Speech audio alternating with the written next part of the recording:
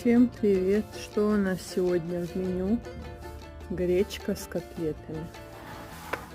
Котята не доели, а эти хулиганчики сейчас будут кушать. 29 день марта сегодня. Как всегда, убираем, стираем, играем, готовимся к празднику. И эти дела никогда не заканчиваются.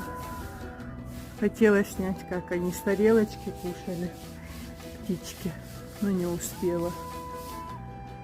Все. Всем пока-пока, сейчас некогда. Хорошего дня. Ой, привет от Багиры. Остальные спят в темной, теплой котельной.